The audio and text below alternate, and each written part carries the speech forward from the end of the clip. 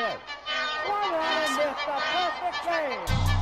High fly ball into right field. She is gone.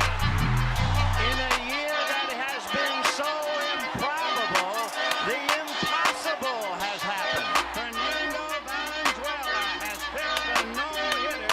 Thank you, Kershaw. This is a no-hitter. It is gone. It is a walk-off home run for Justin Turner. It's over.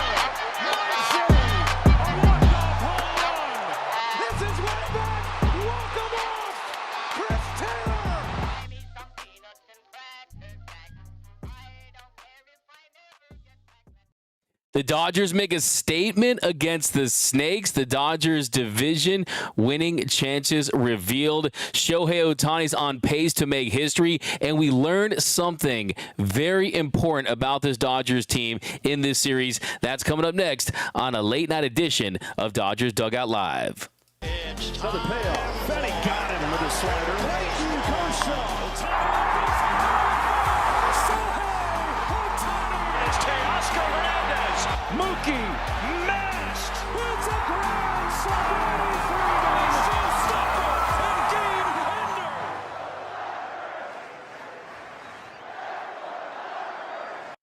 ender. What is up, Dodgers Nation, and welcome to a little Dodgers Dugout Live After Dark Dodgers Nation post-game show. We're going to break down tonight's win over the D-backs, the late afternoon action in Arizona. The Dodgers win by a final score of 11-6. They take 3 out of 4 from the Arizona Diamondbacks. I'm going to tell you why this was more than just any win.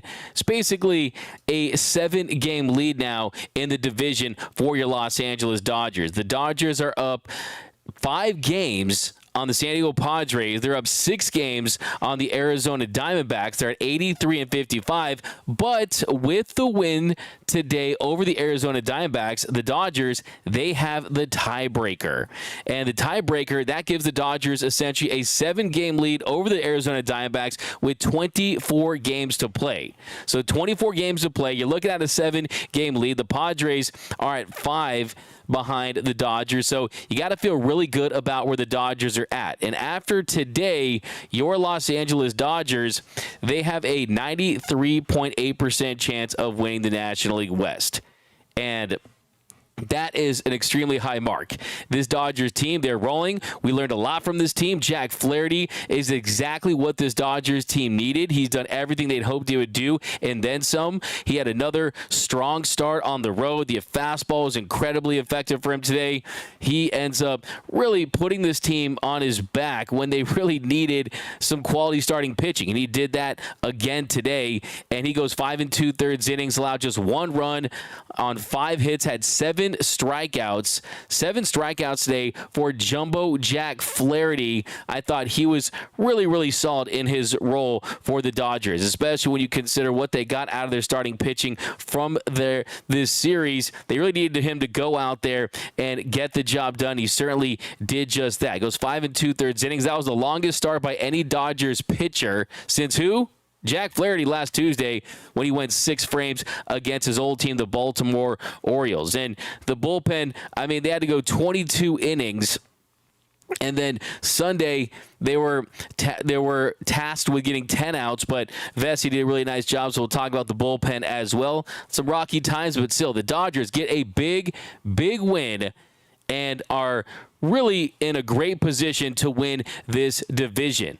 And you look at this series as a whole, the Dodgers got outscored 32-35, but took 3 of 4 from the Diamondbacks. I'm not going to take a victory lap, but I said the Dodgers would take 3 out of 4. That's now 5 consecutive series that I've predicted correctly. I'm not a big victory lap guy. That's not what I do.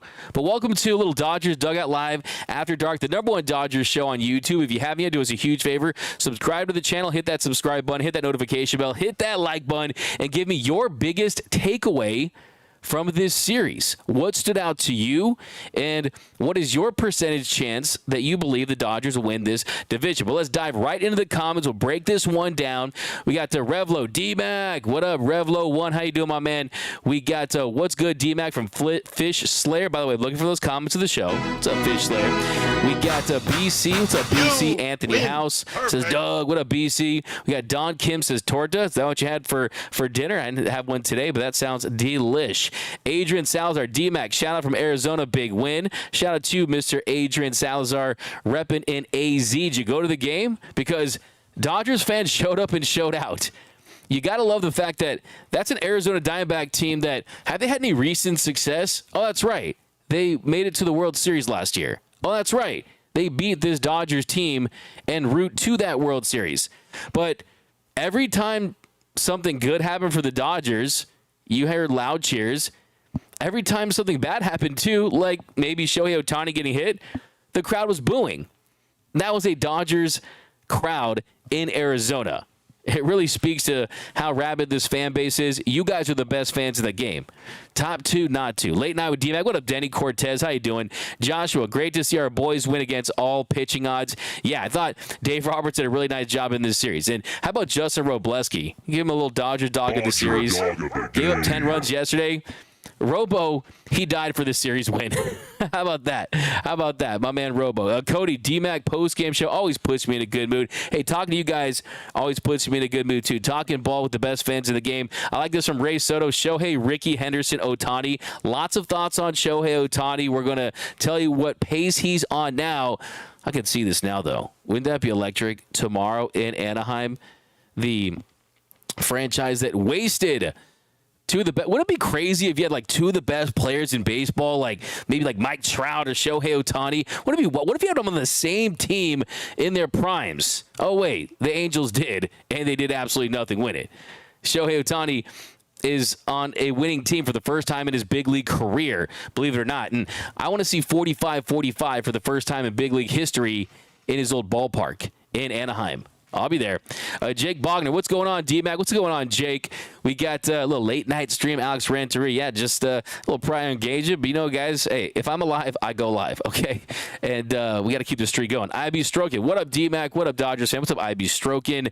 Joe Rodriguez, D-Mac, I'm on pace to give you 50 hugs and 50 kisses. Okay, you're going to give it, bro. Gonna give a bro right there, man. It's all love, though. I'm right back at you, man. CA, what are you talking about? I'll give you a bro, too.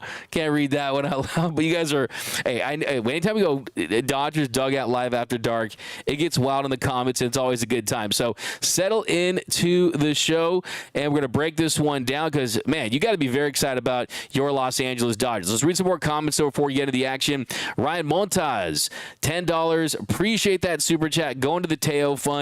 What's up, Dougie? Hell of a series. Speaking of Teoscar Hernandez, what a game for Teoscar Hernandez.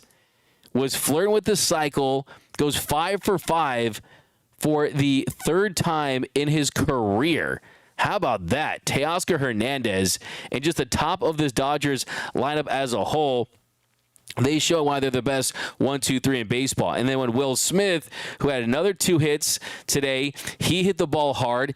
He also had a key play. I think one of the key plays that you won't really discuss is there in that 6th inning where Jake McCarthy, one of the fastest players in baseball, he gets a base hit, and Will Smith, he was able to gun him down. And Will Smith's been fantastic with that all season long. So, yeah, Will Smith, another successful game. He looks like he's back on track to help this team. He goes 2 for 5 with 2 RBIs. How about Freddie Freeman? 2 for 3 tonight. 2 for 3 today's game. He goes 2 for 3 with 2 homers. Fredericks of Hollywood had 5 RBIs.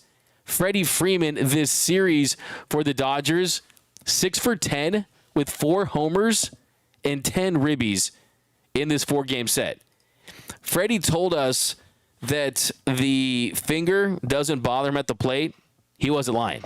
He says that the hairline fracture in his right hand only bothers him when he's trying to throw the baseball. So, look, the fact that he's a first baseman, really don't find yourself in too many situations where you have to throw the ball. But still, it's not making him less effective when he does that. Just bothers him. But when he's in the box, it does not bother him. So, like I was saying, when everyone was freaking out about his lack of success with the finger and the fact that he went 3 for 23, what I said, yeah, I'm sure it's impacted him a little bit. But also, it's baseball's hard. And he was just on a little lull. I thought that was a great decision by Dave Roberts, the organization, Freddie Freeman, all to come together last week and say, you know what? I'm going to take 4 days off. I know it's unlike me, but to take 4 days off, and it paid dividends in this series. It got Freddie Freeman. He's got to be the series MVP for me when you look at the production that he had during this series. And he's right back to being elite Freddie franchise once again. We got to Charlie Stokes. Dodgers need to play 17-7 in September to reach 100 games. I like that. I appreciate that. You know, I love me some 100-win seasons. The Dodgers pretty much roll out of bed and win 100 games. That's kind of what they do. So, like I said earlier in the season, and I think my preseason prediction for this team was 103 wins. I had this team at 103 wins during the preseason. I also had Freddie Freeman and Mookie Betts and Shohei Ohtani putting together elite season, but I had Shohei hitting 50 home runs and setting new franchise records with my preseason bold predictions. Didn't have the 50 stolen bases, but if you look at where they're at right now at 83 and 55, if you look at their win pace, around 97 games. So if they go on a late season streak in the last 24 games, it's possible. Sure is. To hit that, it's probably not going to hit 103, but the D-Mac, the Dodgers will win 99 games as long as they don't lose another series. It's a fire take. I appreciate that.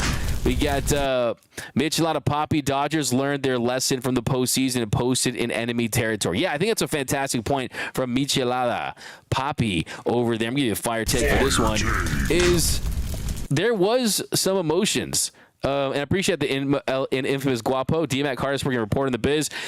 There definitely was some emotions, and Dave Roberts said in the first game of the series, this was the scene of the crime, and the crime he was talking about was getting swept in 3 games by that Diamondbacks team last season, and that definitely was heavy on this Dodgers team's mind, and you look at the ramifications of having a bad series, yes, this Diamondbacks team is one of the hottest teams in baseball.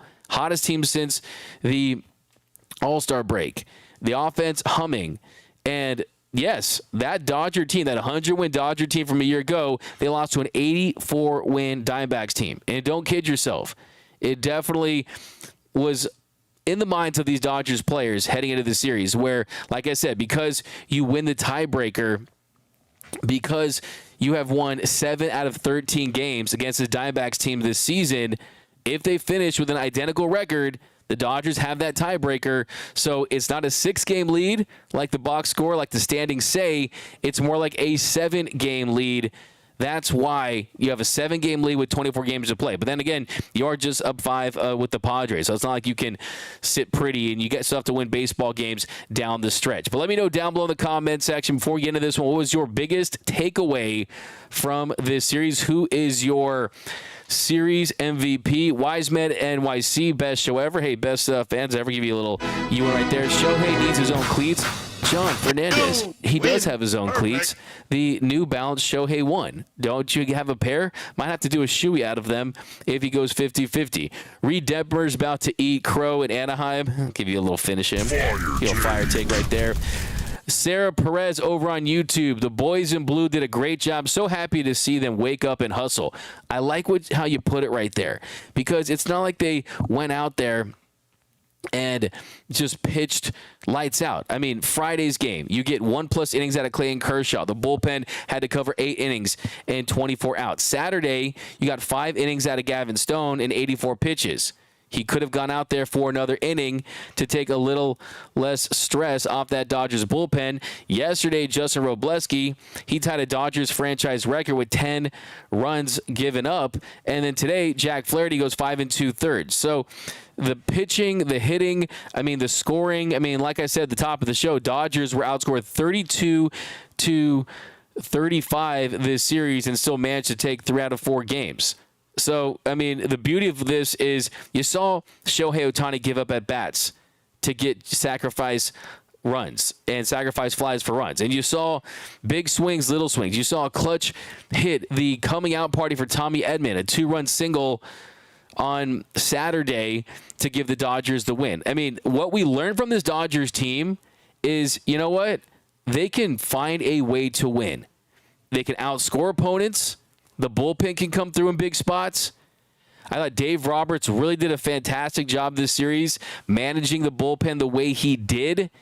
And look, the offense, they showed that, hey, if the pitching's not going to be there, hey, we can make things happen. We can do it with stolen bases. Shohei Ohtani stole another 3 bases tonight. You look at where he's at in his run for history, and we're going to talk about that in a little bit here. But Shohei Ohtani, I mean, he changed the game. He has 46 steals and 44 home runs. He stole 44, 45, and 46 today. Shohei Ohtani is running wild, and he's chasing history.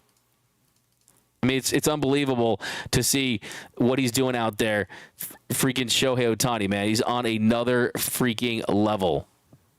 Coney tries again. And I think the thing, too, with this win is you really set the tone for not only the home stretch, but October, because it felt like October baseball. It did have a postseason feel to it, and these are the guys that you're rolling with. These are the guys that you're rolling with. And the guys that you had doubts about have shown promise. Chris Taylor, another 2-hit game. He goes 2 for 5 today. Really nice job. Good at bats.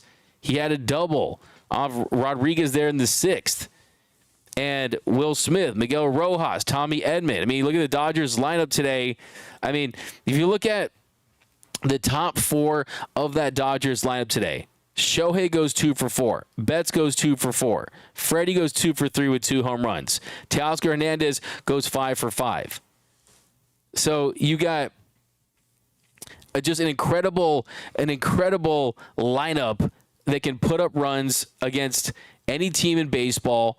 That's why I'm not buying into, the Dodgers are going to do this in October, and it's going to be the same old Dodgers. It's not going to be the same old Dodgers because these aren't the same old Dodgers. You have Teo, you have Shohei, you have Freddie and Mookie on a mission. It's a different team. And you just look at that lineup right there and what they were able to accomplish today.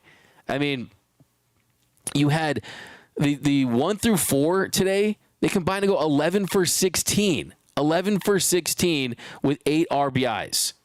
I mean, the Dodgers have the best 1, 2, 3 in baseball. Only question is, do they have the best 1 through 4? Do they have the best 1 through 5? And I certainly think that you can make that case. And I think that was evidence today and throughout this series is, yes, they're going to have more success in games where they hit home runs. Today, Freddie's 2 home runs were pivotal. But the truth is, we also saw other ways to win games. You saw the Dodgers get scrappy throughout this series, and they didn't look like the same old Dodgers that said, big swings are bust, and we're just going to hope that we hit one out. No, that's not how it was. That's not what happened in tonight's game. I mean, you look at the top of the 3rd inning. Your number 9 hitter, Chris Taylor, 2-1 count. He doubled to center. Leadoff double for Chris Taylor.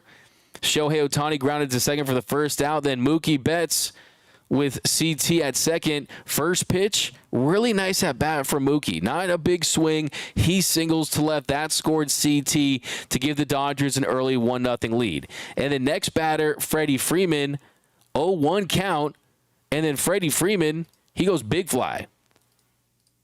And I think that, to me, let's check it out. Let's hear.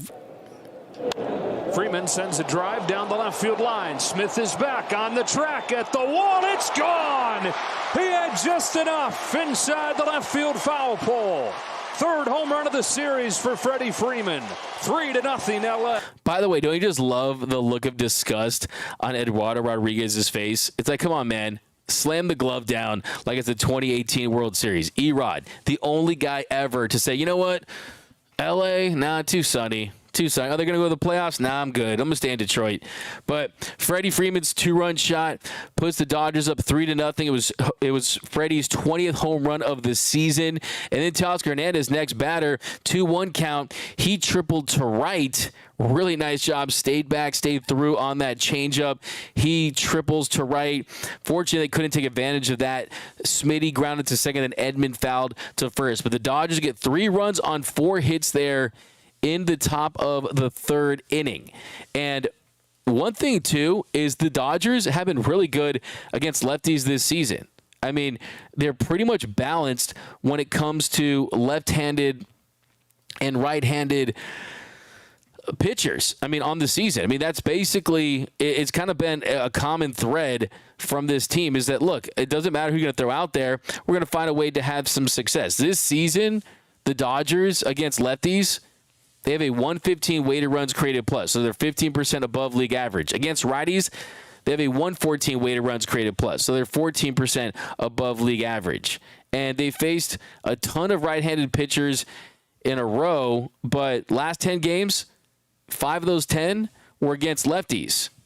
And outside of Jacob Lopez for the Tampa Bay Rays, he's the only one to finish 5 innings against them. So the Dodgers have done a really good job against left-handed pitchers. And today, Eduardo Rodriguez, he went just 4 innings, and they made him throw 92 pitches in those 4 innings, and they were able to get 3 runs off of him. And I mean, that definitely helps you out because you want to find a way to get into those bullpens as much as possible. Can you hope that one of those guys makes mistakes and has a bad afternoon? That certainly was the case in this one. And on the season, the Dodgers against southpaws, 31-14 on the year. 31-14 on the year against lefties. That's right up there with the best in baseball. Only trailing... Who is that? We got the Guardians are the only team that has a better record against lefties. So, I mean, you got to give the Dodgers credit for how they've been against left-handers this season.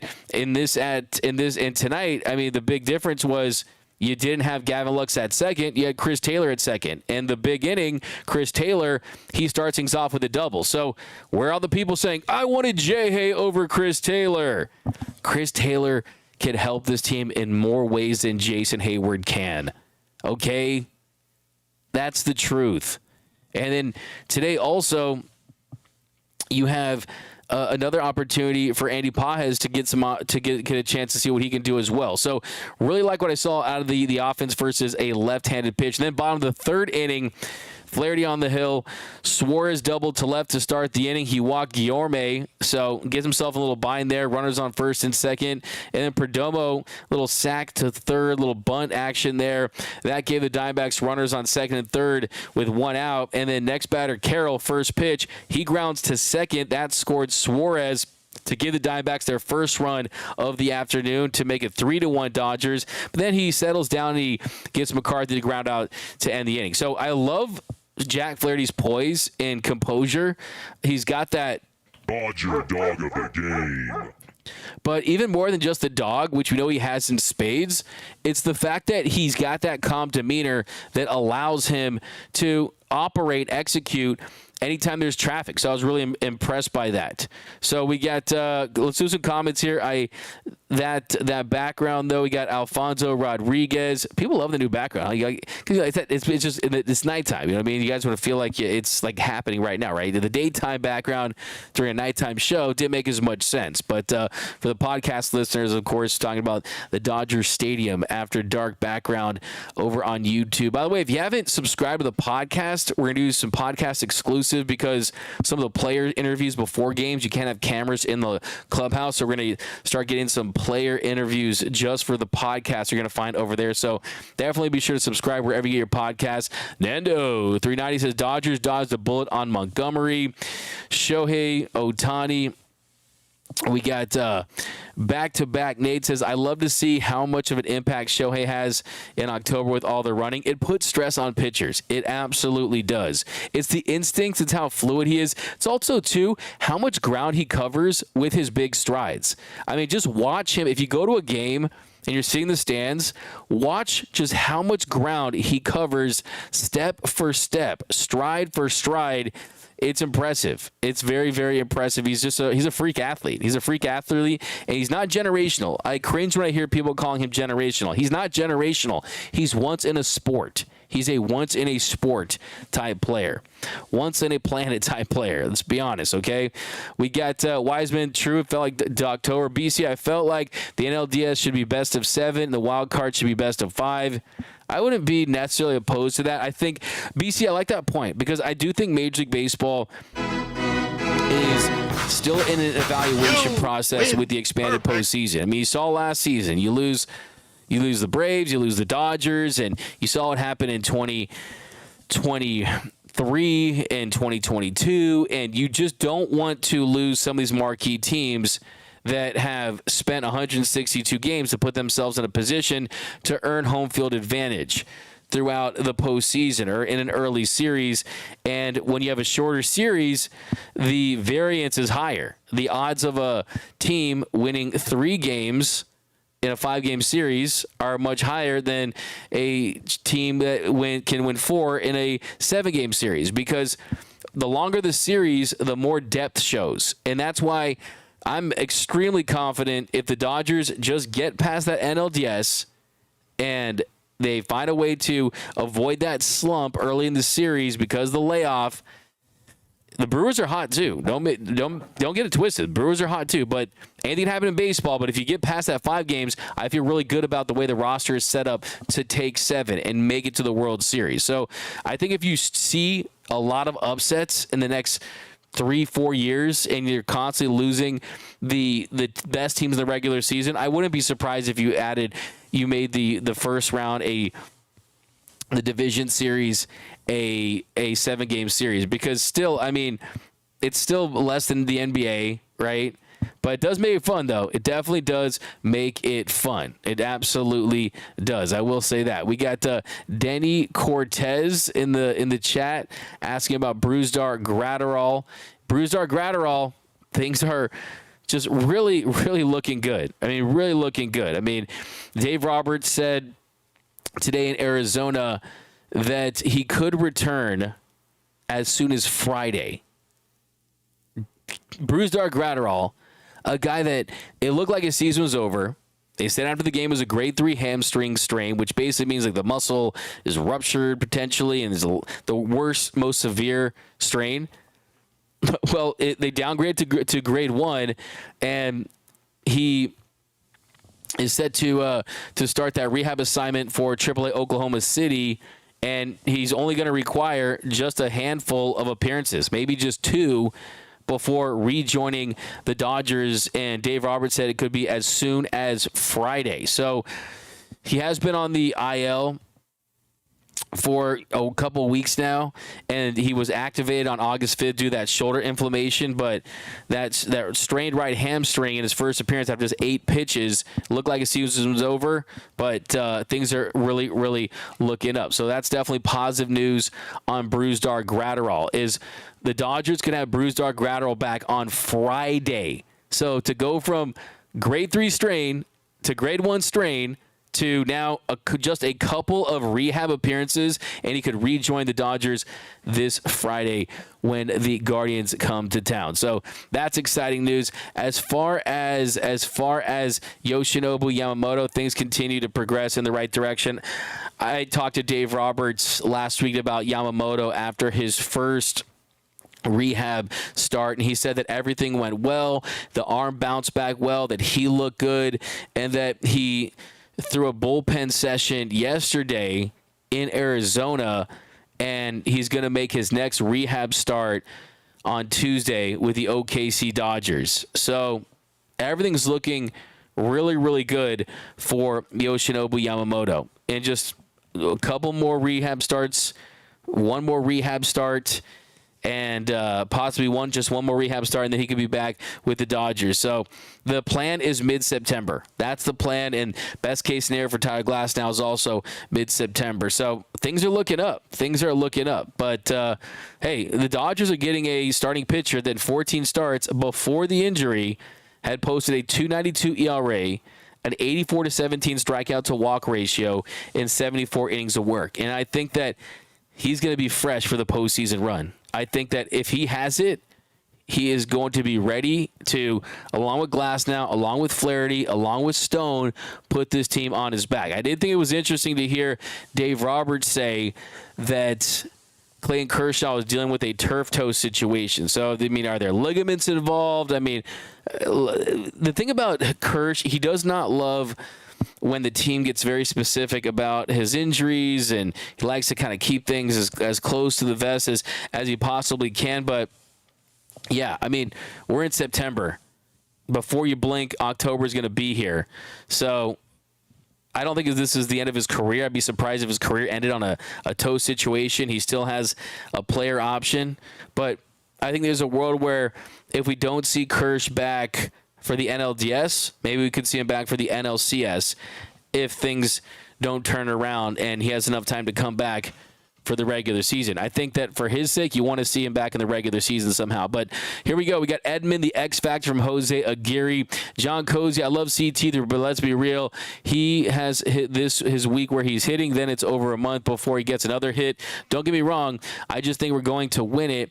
I just don't ask me to believe in CT3, and he's going to be a big part of it. That's from John Cozy from over on Facebook. Look, I mean, you kind of hit on the nail with CT, and unfortunately that is a pretty accurate description of Chris Taylor as a player, in that there's certain moments where, oh my goodness, all-star, clutch Taylor, Ock Taylor. This guy looks like he's one of the best hitters in the league. There's other months where like, does this guy know how to play baseball? Right? I mean, like, that's just, the variance with him is wild. But it's worth the risk to see if you can get him on one of those heater months, because him on his heater month, he's shown he can do it. I like this. Ricky Vax says, I got broads in Atlanta. Bunda. Little designer there. I see what you did right there. Ricky Vasquez talking about my man Anthony Banda. I'm going to be a comment show for that. I like that. I see what you did right there. We got Shane Rochester, DMX. I think you're right about CT3, but I think J-Hay can hurt the Dodgers in more ways than CT3. Interesting point. Interesting counterpoint there. And I get it for sure. We got Roger Smith. Did not know Flaherty had drama with the D-bags. Oh man, I read that wrong. When he was with Detroit with the pitching mound. I thought that was pretty interesting too. And the great guys, great pitchers, great players, they're going to find reasons to look for things to get them excited, right? We got Shoddy Ohtani confirmed MVP. Talking about the Michael Cooper. A super chat $4.99 over from Kermit One. Appreciate you over on YouTube. The Dodgers had a ton of quality at bats by the end of the fourth innings. Knew it was going to go our way the rest of the game. You absolutely nailed it right there. It was deep at bats. It was seeing pitches. And anytime you can get a southpaw like Eduardo Rodriguez out of the game and you make him throw 90 plus pitches in just 4 frames, you're feeling good about that. He threw 92 pitches, just 53 for strikes, and he was 11 for 20 on first pick strikes. So really good point right there. And I think the Dodgers had a really excuse me, guys. The Dodgers had a really good game plan, and they executed. And they knew how pivotal this series was. And then you jump to the bottom of the fourth inning. I thought another really good inning for Jack Flaherty. He got the first 2 hitters out. He got Peterson to pop to short for the first out. He struck out Bell swinging with a 4-seam fastball up in the zone. That really was what stood out to me with Jack Flaherty's start today. That to me was the big takeaway with his start, was the effectiveness of the heater, the way he was attacking hitters in the zone. He had so much behind it, so much confidence with it.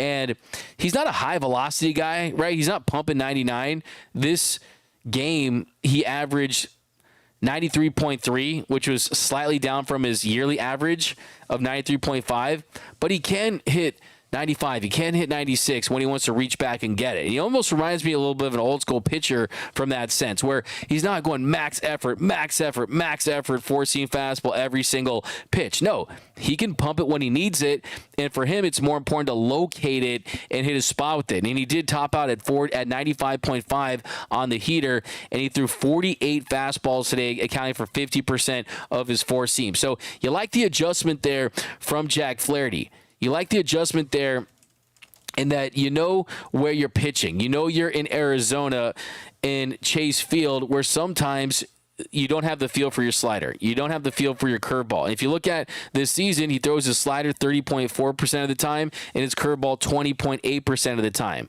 Today, the slider wasn't at 30%. He threw it 21% of the time. The curveball, it was not at 20%. It was actually higher than that, at 25%. So you saw less slider today. You saw more curveball today.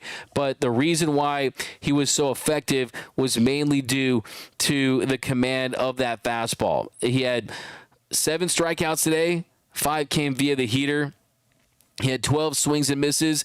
8 came via the heater. So the fastball was his money pitch. And I just like that about Jack Flaherty, is that he has that ability to kind of mix and go to different pitches during certain sequences and against certain hitters if he feels like that's a better attack plan. So he's just a mature pitcher. He's just fun to watch. I really like him, and I really, really do. I would not mind seeing him sign with the Dodgers on a multi-year deal after this year. I think that he understands what it means to pitch for this organization and put that very special, meaningful, iconic Dodgers, Los Angeles, wear the interlocking LA on your hat. He knows what that means. He knows what it means to wear Dodger blue, and I definitely have been very impressed with him because, like I said, the Dodgers needed a pitcher that can, A, be in the mix for your 1, 2, and 3, right? They didn't need a number 1 guy because they got that in Glass now. But Flaherty is in the conversation for number 2, right? I mean, Yamamoto, if he's on, that's his, right? He signed a $325 million contract. That's his. Especially I like him at home as well, even though he did have his most impressive start on the road against the Yankees when he was outstanding against the Pinstripes. But what they needed in Jack Flaherty was a guy that is not a 1, but can pitch like a 2, and he's an absolute, at his floor really is a high level 3 as his floor, but also a guy that can eat innings and is not going to get chased. They've already got 34 innings out of him at a 3.18 ERA clip. So I've been very, very impressed with Mr. Jack Flaherty. Let's just put it that way.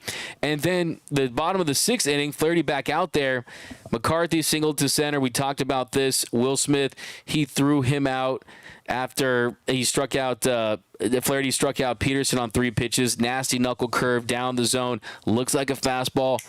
Bottoms out, and a really, really nice pitch right there. Changing eye levels. The pitch before that was a 4-seam fastball up and away.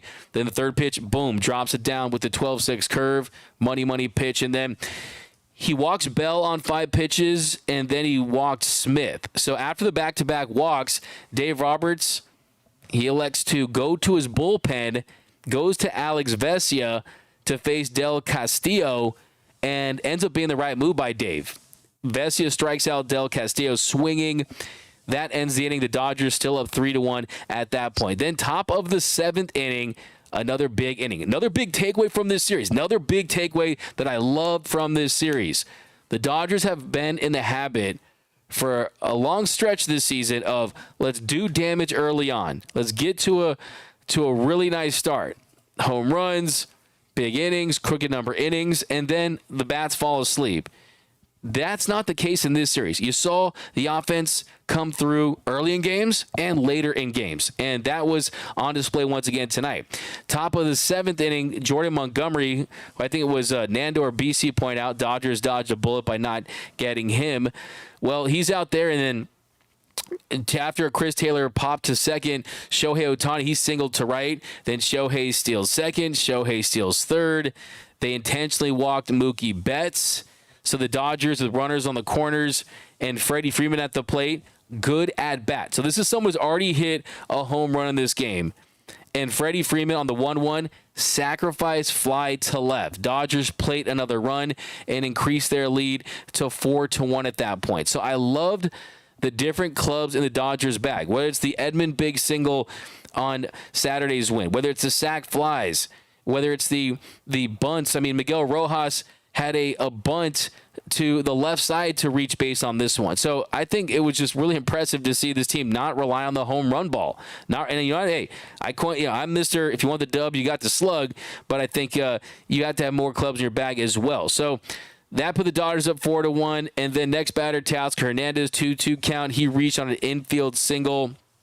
And how about Teo getting in the mix, joining the theft party? He steals second. And then Will Smith, great at bat, 1-2 in the count. Runners on. I mean, he was just a great at bat right there. He singles to center, and that scored Betts and Teoscar Hernandez, a 2-run single for Teo. The Dodgers go up 6-1. So you get 3 runs on 3 hits there in the 7th inning. And then bottom of the 7th inning, you got a cushion. With a taxed bullpen, they need run support. So there's not so much pressure on them.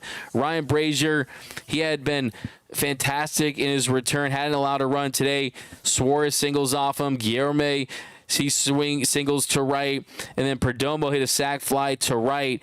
That scored another run for the Diamondbacks to make it 6-2. And then Bunda. Anthony Banda, the Banda Express, comes in with a runner at first, and Carroll, he singled to center. Then next batter, McCarthy, he grounded out to Banda. Banda, a little tricky play on the exchange. He's still able to make it. They give up the run for an out because they know the lead at that point is fine, and it's a 6-3 game at that point. And then he buckles down. They Torey Lovello elects to pinch hit Grichuk for Peterson, and then Grichuk, he reached on a single to first. Carroll makes the third, but then Banda, he gets Bell to ground out. So they get 2 runs on 4 hits, but really they limited the damage. I mean, in that ballpark, we've seen crazy stuff happen. It was not the best afternoon for Ryan Brazier and Banda, but they did enough to keep them at bay. And then top of the 8th, the Dodgers blow this thing wide open. And what made this so impressive is he did it with 2 outs because Rojas, he grounded to short for the first out. Kike lined to center for the second. And then Chris Taylor. So both of the big innings were started by Chris Taylor. You saw the double early in the game, and then in the top of the 8th, it was a single to right on a 2-2 count. So a big weekend, a big series for Chris Taylor.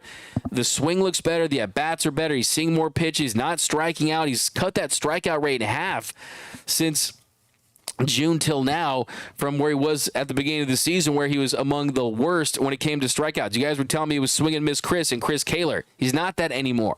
Give him a lot of credit. So after Chris Taylor gets the 2-out single, Shohei Ohtani draws a 7th pitch walk. That brings up Marcus Lynn Betts. And Mookie has been aggressive early in counts. I think with Shohei batting leadoff, I think it's just re-energized him. You saw early in the game, Shohei didn't steal second early on, or didn't attempt to, because Mookie was at the plate. So you wanted to give Mookie an opportunity with Shohei at first to see some more pitches and find pitches he can drive. This at bat, he gets a slider down and in, and he doubles to left to score Ohtani and CT to put the Dodgers up 8-3. Betts gets to third after a wild pitch, and then Freddie Freeman, next batter, wasn't at bat for Fredericks of Hollywood. 2-2 count. Then he fouls off 4 straight pitches. 9th pitch, he lays off a curveball that was way inside. 10th pitch, he fouls off a slider on the outer half. Then the 11th pitch of the at bat, 4-seam fastball, middle. He crushes it 435 feet to deep center field, the deepest part of the ballpark. Goes for a 2-run shot. That puts the Dodgers up 10-3. 10-3. And this is my Freddie. There we go. 10-3. We got to see the Freddie Freeman home run. Where's my 10-3 Freddie Freeman home run? So, yeah, I mean, it was just a great night for Freddie Freeman. He hits 20 and 21. Then they had another run that inning, too. After Teoscar reached on infield single to third, Smith singled to right, and then Edman, he singled to center to plate another run. The Dodgers up 11-3 at that point. Bottom of the 8th, Michael Peterson in. He gave a home run to Suarez, making 11-4. And then Brent Honeywell, fear the turtleneck. Fear the mock turtleneck. Got into a little bit of trouble there. Struck out Barroso to start things off. Then Carroll hit a ground roll double off of him. Then McCarthy grounded to the pitcher. Carroll advanced to third. He walked Grichuk. Grichuk went to second on the indifference there.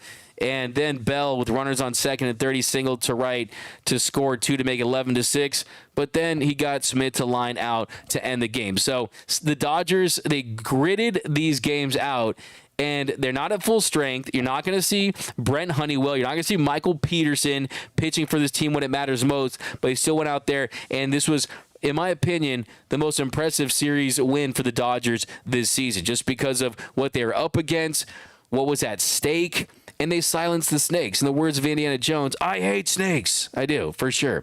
Courtney Roper said post-game interview, Flaherty said that his slider wasn't on yet. His fastball was. Love it. Yeah, there you go. Exactly what I was saying right here. I didn't see that.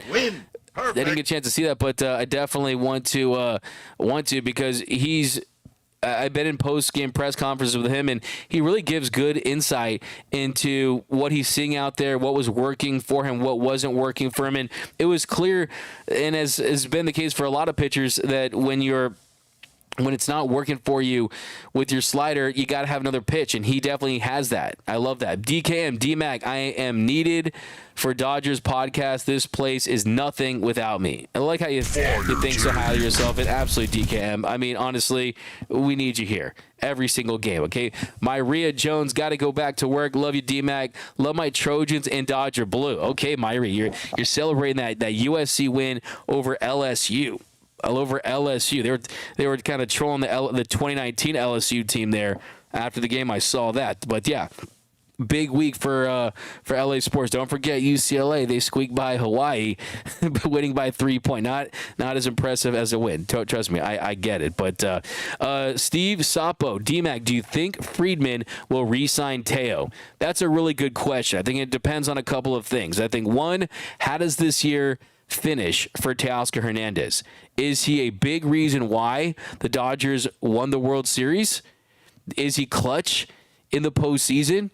Because if he is, I think that you got to look at this championship window for the Dodgers and realize that Mookie and Freddie, they have a couple of 2, 3, 4 prime years left. I mean, Freddie has 3 more years under contract after this season. Mookie at age 31, he has, I think, 4 prime years left. I think if you look at this championship window, the case for bringing Teoscar back would be, if you sign him to a 4-year deal, that pretty much lines you up with peak Shohei, prime Mookie, and what's left of prime Freddie Freeman. And then you really say, you know what, we got our 4 right there. And that's the best 3, with the 4th guy being a top 5 hitter against left-handed pitching, which is what they need. So I think it depends on that. How does he perform in the postseason? Because if Shohei wants him, Shohei goes to Andrew Friedman and says, hey, I want Teo. I defer 97% of my contract, okay? And I do think, though, the counter to that is you have Dalton Rushing. You have Andy Pajes that could be platooned in left field next season. Tommy Edman's going to be your center fielder. Mookie Betts is going to be your right fielder, presumably right now, unless they want to give Gavin Lux another opportunity to play shortstop. But right now, it just depends, because the other part of that, too, is if he performs well in the postseason, he could price himself out of Los Angeles, because a lot of teams have recency bias early in free agency, and they could say, oh, man, we want Teoscar Hernandez on a 5-year deal, $100 million. I mean, he's 31, though. So it's like I said, it's kind of a thing where, do I think Freeman will re-sign him? I think that they will explore things. If Teoscar's already made it very clear that he's happy in Los Angeles, if he's willing to accept some sort of hometown discount with deferred money, they have the money and resources to make it happen. It's just about signing a deal that makes sense for the Dodgers. So you also have to factor in what I've heard too is, look, they're going to be active on I mean, Willy Adames is going to be a free agent, and they're definitely going to take the temperature with Willy Adames, because that would be the biggest hole they need to fill. I mean, you look at starting pitching next season. Shohei Ohtani's back. Tyler Glasnow, Yamamoto, Gavin Stone. It's already 4 guys right there. Does Jack Flaherty come back? Unlikely, because he's probably going to sign a nice deal with another team. Who knows, though? If guys stay healthy, if they don't, maybe he's an option as well. You have Bobby Miller. You have Tony Gonsolin. They're going to be coming back.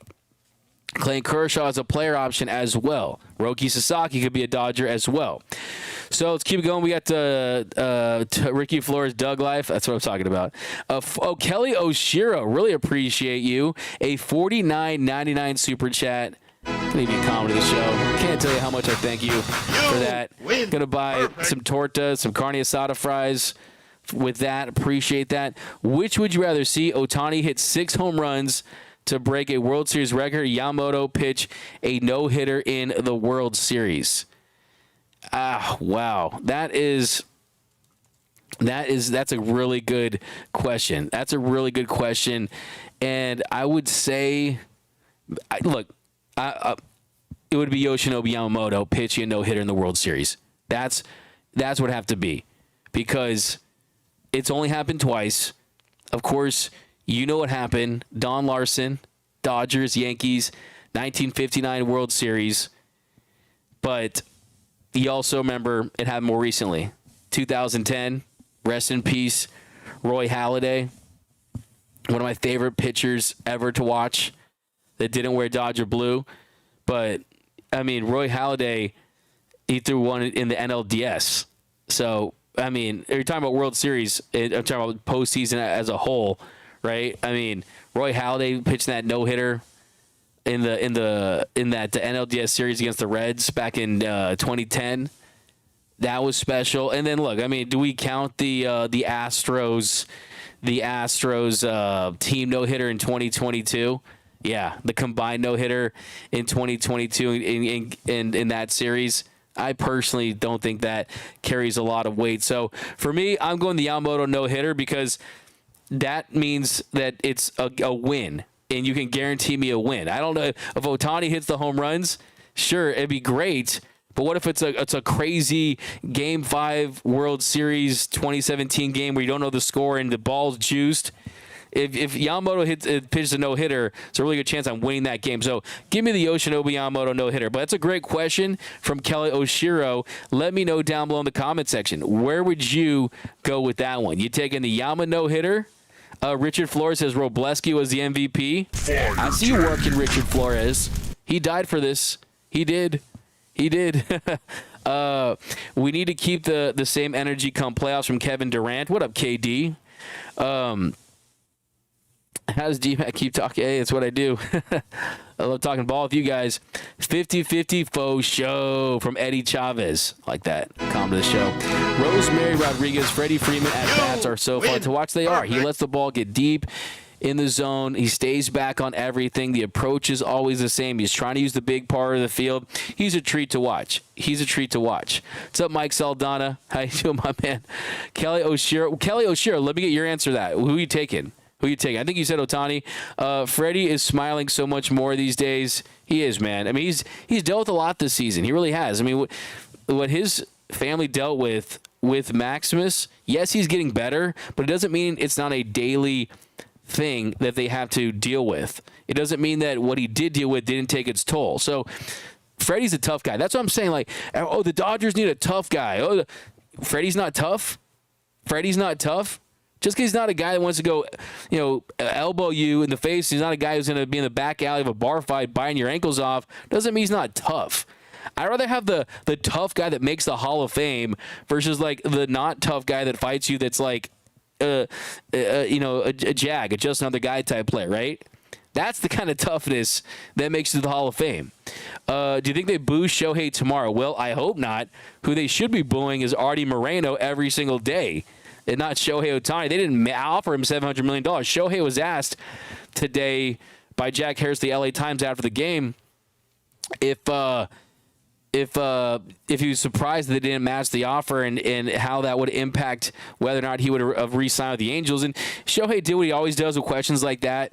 Really, he's kind of non-committal, pretty vanilla with his answer as far as, hey, he's not going to comment on something that didn't happen. So we'll never know. But I'm sure as hell glad they didn't, because it's great for the Dodgers and it's even greater for Major League Baseball.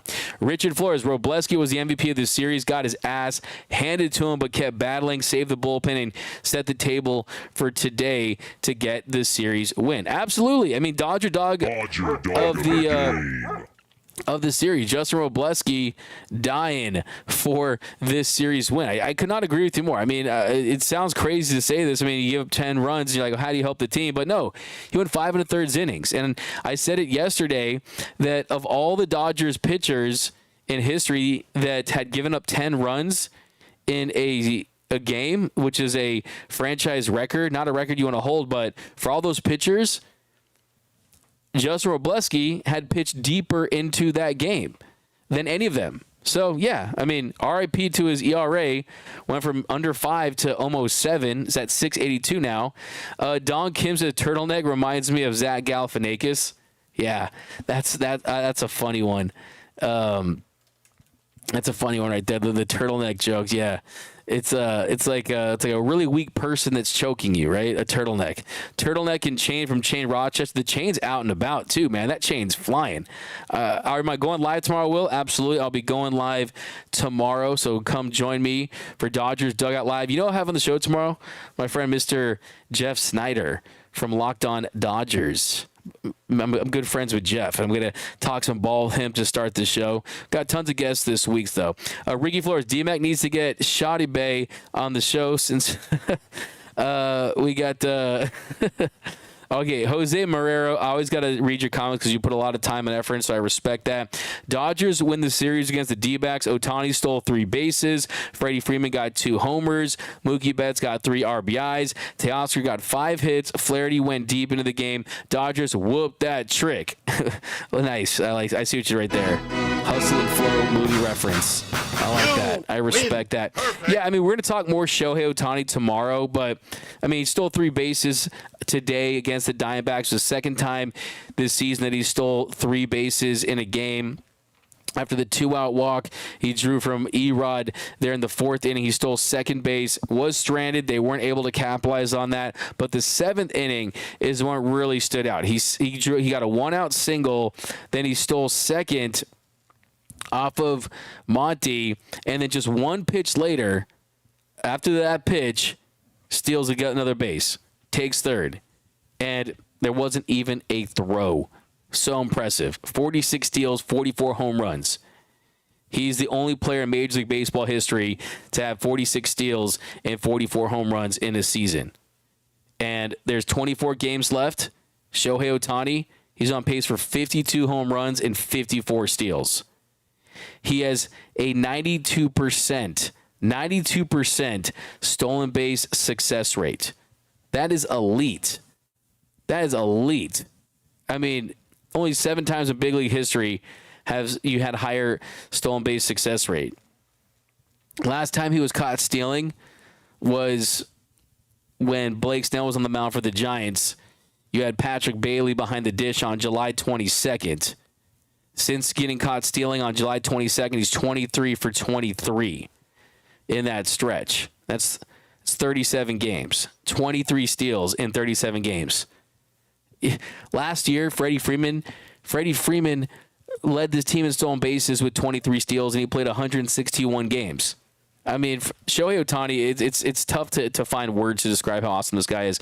Couple more comments, guys. You guys, thanks for rocking with us. I'm going to do a lot of comments here last 5 minutes, and then we will see you guys tomorrow for sure. D-Mac, Teo in right field, qualifying offer. Edmund CM, Juan Soto, left field, $550 million, 12 years. Hepatitis, see you later. It's a fire take right there. He says, D-Mac, Teo in right field, qualifying offer. Edmund in center, and Juan Soto in left field, $550 million in 12 years. Right now, the buzz is low on Soto to LA. People I've talked to have said it's New York, it's Mets, Yankees. I've also heard people say Phillies could be a sleeper team for Juan Soto, but not a lot of buzz for Soto in LA for sure. But who knows? Who knows? Things can change. Denny Cortez, D-Mac, can you read Jose's chat so he can quit spamming? Let's see, Brandon, $4.99. Thank you for the super chat. Thank you, Jose. Let's say D-Mac needs to get Shouty back. Okay, we got Dustin May just saying. Adrian Salazar, Dodgers revenge tour has begun. D-backs. Mike Lopez, $2 super chat. Dodgers sell the farm for Ellie and sign Willie. Unlikely. But be really fun to see because we know that how much, because of Grand Theft Auto, Ellie De La Cruz's favorite video game. He loves Los Angeles because he would play that game so much. Michael Penitz says, Torticast with D-Mac. Give you a bruh. But I appreciate you on that one. We got no Trastros doesn't count, says Kelly Oshiro. Everyone wants to keep Teo. Me too. Dalton Rushing and Ryan Ward are on fire in AAA. I believe they have better upside than Outman and Paz. That's from Christopher Navarro. Ricky Vasquez. D-Mac, what is going to be the next Shuey? Ricky Vasquez, good question. I would say probably 50-50. We'll figure something out. We're going to work on our next giveaway tomorrow. What's up, D-Mac? Huge fan. What's up, Kevin Durant? Big fan of yours, when you were with the Thunder mainly. Now when you gravy trained a championship when you were with the Warriors. DKM, hey, D-Mac, would Shohei go 60 for 60? Buy me the dog this month? Yeah. You know what's crazy is that's pretty unlikely, but he did steal. I mean, if this pace that he's on in his last 34 games, that pace is wild. I mean, if he keeps that pace, is on a 61.5, around 62 steals for that pace. And if he was on that pace for an entire season, he would be on a 105 stolen base pace. But we're talking about a slugger, man. It's insane. We got Tommy Pham released, Dodgers, Ricky Vasquez. That's not going to happen. He's going to Kansas City. We got D-Mac. Do you think Artie will see these next 2 games from his sweet Alex Renteria? Good question. Maybe not. Maybe it's too painful for him to see. David Sabatini, Dodgers and Rams championship year. D-Mac, feel pretty good about the Dodgers. The Rams, we'll see. They're dealing with some stuff, and it's football. And I think the Chiefs, I mean, you got Patrick Mahomes, and it's going to be tough, but we'll see. Definitely could be a sleeper team for sure. Christopher Navarro, do a show at Casey and Austin Brubaker. I'm always talking to Casey. He's a good dude, great dude. I mean, we'll have him on at some point. But, yep, guys, that's going to do it for this episode of Dodgers Nation post-game, a Dodgers Nation post-game show, Dodgers Dugout Live, little late night after dark edition. Had to come talk Dodger baseball for you, and we'll be back tomorrow, and we're talking Dodgers Dugout Live in the morning. So join us at 12 o'clock tomorrow, talking more Dodgers, and Shohei goes back to Anaheim. Final thought on this one is a statement series. The Dodgers look gritty. They look gutsy.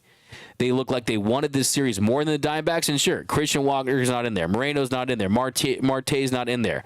Diamondbacks are missing key pieces. It definitely is a factor. But you still went into Arizona and you took care of business. You now have the season win. You now have the tiebreaker. You have the tiebreaker on your side. And if that ever is a factor, I mean, it was close this year. The Dodgers, they ended up winning the season series, winning 7 of 13 games, going 7-6 versus the D-backs this season. They got the tiebreaker. So right now, if you see 6 in the standings, it's really a 7-game lead. So the Dodgers absolutely made a statement against the Snakes. And right now, it's about getting healthy. It's about keeping guys in a good rhythm at the plate. But I think this is the best upward trajectory potentially heading to the postseason since 2020. 2021 was a little too much of a rat race down the stretch trying to chase down the Giants. 2022, I think the lead was too big where they got complacent. They went months without playing meaningful baseball. You had Trey Turner. I don't think his heart was that into it. I truly believe that. 2023, that team overachieved and won 100 games. 2024, this is the year. This is the year. I'm telling you, this is the year. But that's going to do it for this episode of Dodgers Dugout Live, Dodgers Nation post-game show. My name is Doug McKain. You can follow me on X and Instagram at DMac_LA. If you haven't yet, be sure to subscribe to the Dodgers Nation YouTube channel. Hit that subscribe button. Hit that notification bell. Hit that like button. Remember, nothing brings together quite like Dodger baseball. My name is Doug McKain. You can follow me on X and Instagram at DMac_LA. And until next time, think blue, bleed blue.